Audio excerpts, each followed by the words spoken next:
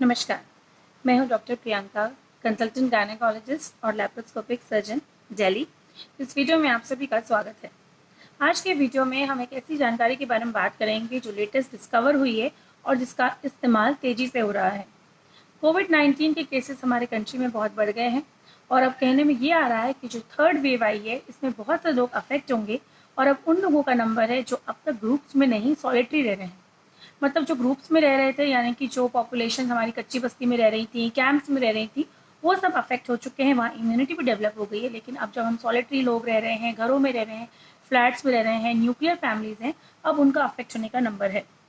तो आइए हम बात करेंगे कैसे विटामिन के बारे में जो हमें कोविड-19 के होने वाले खतरे से बचाएगा। बात कर रहे हैं विटामिन डी की। हमने कोविड-19 से बचने के लिए बहुत तरह के काढ़ा, विटामिन सी, नींबू को गर्म पानी में डालना, एटसेट्रा बहुत कुछ सीख लिया है। लेकिन जहाँ बात आ रही है विटामिन डी की, जिसका लेटेस्ट रोल हमने डिस्कवर किया है अभी, हम लोगों ने डिस्कवर करके यूरोपियन कंट्रीज में उसको इस्तेमाल करना शुरू करा है। जी हाँ, ये बात इस तरह से सामने आई कि देखा गया कि जब यूरोपियन कंट्रीज में कोविड-19 पैर पसार रहा था और धीरे धीरे उसको फैल रहा था, तो देखने में ये आया कि जब ये स्पेकुलेशन, ये अटकलें लगाई जा रही थी कि कोविड-19 ज़्यादा उन देशों को अफेक्ट करेगा जहाँ पर ठंड ज़्यादा है, जहाँ पे सूरज कम निकलता है। इसका मतलब ये हुआ कि जो कंट्रीज़ पोल्स के पास है, यानी कि मैप में बहुत नॉर्थ में है, उनमें होना चाहिए था। लेकिन देखने में ये आया कि यूरोपियन कंट्रीज़ में वो कंट्रीज़ जो मैप में ऊपर हैं, जिन्हें हम कहते हैं नॉर्डिक कंट्रीज़, जैसे कि डेनमार्क, स्वीडन, फिनलैंड, आइसलैंड, उनमें कोविड-19 हुआ तो सही, लेकिन उसकी मोर्टेलिटी बहुत कम थी। इसका मतलब है कि उससे सीरियस होने वाले लोग, उससे आईसीयू में जाने वाले लोग, उससे मरने वाले लोगों की संख्या बहुत कम थी।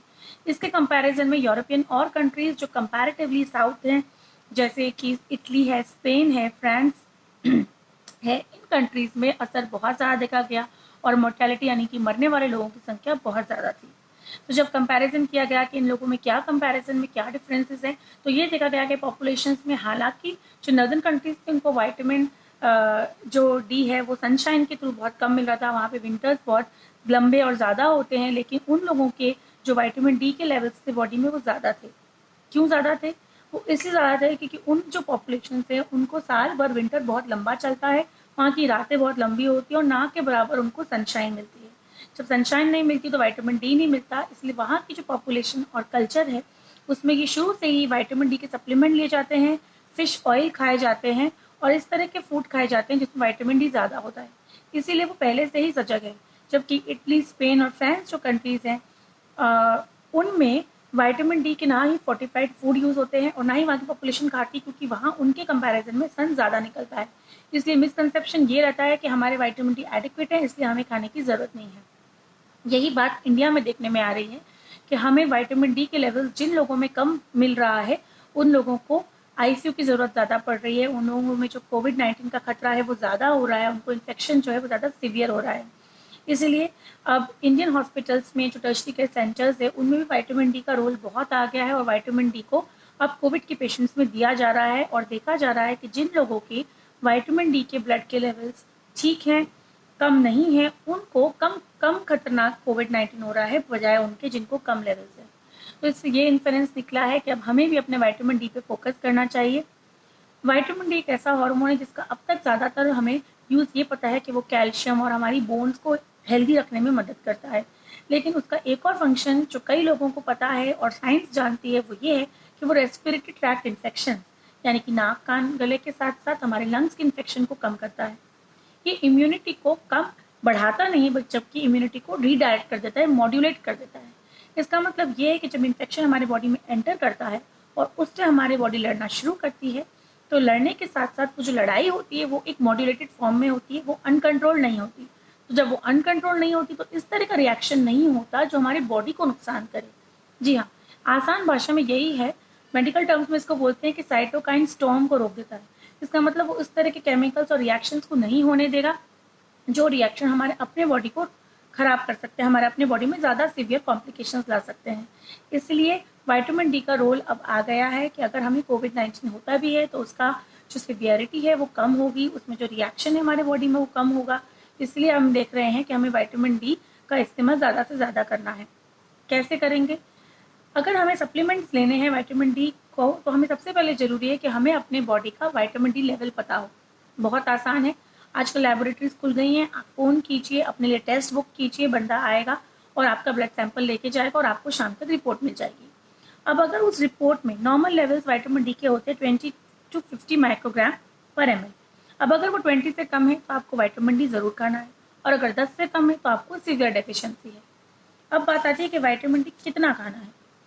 कोविड-19 से बचने के लिए, कोविड-19 के खतरे को कम करने के लिए विटामिन डी हमें ज़्यादा लगेगा।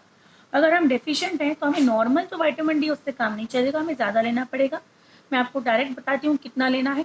अगर विटामिन डी डेफिशिएंसी निकल रही है तो आप अगर डॉक्टर के पास जाके प्रिस्क्रिप्शन ले सकते हैं, बहुत अच्छी बात है। और नहीं तो ये विटामिन डी के कैल्शियम और विटामिन डी के कॉम्बिनेशन कैप्सूल होते हैं।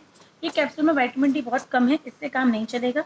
या तो विटामिन डी का कैप्सूल लीजिए जिसमें 60,000 इंटरनेशनल यूनिट होता है, या फिर इस तरह के सैशे ये आते हैं बाजार में, 40 से 50 रुपए के बीच में एक सैशे की कीमत होती है।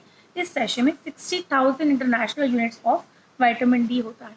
इसको आपको एक सैशे वीकली, यानी कि सप्ताह में एक बार कोई डे फिक्स कर लीजिए, मंडे या संडे फिक्स कर लीजिए, उस दिन आपको उसको दूध में या पानी में घोलकर इसको आपको पी लेना है। दूध में घोल लें तो बहुत अच्छी बात है, जल्दी से घुल जाएगा, जल्दी से अब्जॉर्ब भी हो जाएगा, फैट सॉल्यूबल है, और उसको आपको ले लेना है। ये काम आपको 2 महीने तक कम से कम करना है अगर विटामिन डी डेफिशिएंसी है। ठीक, उसके बाद विटामिन डी को आप कम कर देंगे और उसके बाद आप ऑल्टरनेट मंथ में ले सकते हैं, या फिर इन वाली टैबलेट्स पे भी आप आ सकते हैं। अगर आपकी कुछ ऐसी कंडीशन है कि आप टेस्ट नहीं करा पा रहे हैं, तो भी अगर आपको ये यकीन है कि आप ना तो फिश खाते हैं, आप 65 साल से ऊपर की उम्र के हैं, आप धूप में पिछले 4-5 महीने से गए नहीं है, तो निश्चित रूप से आपके विटामिन डी के जो लेवल हैं वो कम है। इसलिए आप ये सैशे को इस्तेमाल कर लीजिए। तो कुल मिला के बात यह है कि विटामिन सी और गर्म पानी के साथ साथ विटामिन डी का भी हमें इस्तेमाल ज़रूर करना है। हमें विटामिन डी को अपने खाने में बढ़ाना है। एग्स ले सकते हैं और मीट ले सकते हैं अगर ले सके, या फिश ऑयल ले सकते हैं, लेकिन वो सब इंडियन कल्चर इतना अलाउ नहीं करता है, ना ही हम लोग खाते हैं। इसलिए इन सैशेज पे जाइए। ये ब्रांड मैं आपको नहीं बता रही हूँ, बहुत से अच्छी ब्रांड सैशे बनाती हैं, आप ले लीजिए और उसको आज ही स्टार्ट कीजिए। मेरी आप सबसे रिक्वेस्ट है कि अगर हमें कोरोना होगा भी तो उतना सीवियर नहीं होगा, और आगे जाके जो विटामिन डी के इम्यूनिटी वाले बेनिफिट्स हैं वो तो हमें मिलेंगे ही। खास ध्यान आपको मैं फिर से बताना चाहूँगी, उन लोगों को रखना है, डेफिशिएंसी उनमें तो होगी जो पेरीमेनोपॉजल है, मेनोपॉज के आसपास महिलाएं हैं, आदमी हैं 65 साल से ऊपर हैं, धूप में जाने का जिनका काम नहीं है, फिश नहीं खाते हैं, हमें तो विटामिन डी की डेफिशिएंसी होनी ही है। इसलिए आपसे निवेदन है कि इन सैशेस को स्टार्ट कीजिए या कैप्सूल को स्टार्ट कीजिए और विटामिन डी की कमी को पूरा करके अपनी इम्यूनिटी को बढ़ा लीजिए। इस न्यूज़ अपडेट में इतना ही। अगले हफ्ते फिर मिलेंगे एक नई जानकारी के साथ। अगर वीडियोस पसंद आ रहे हैं तो लाइक और शेयर जरूर कीजिए, इससे बनाने वाले को मोटिवेशन मिलता है। नमस्कार।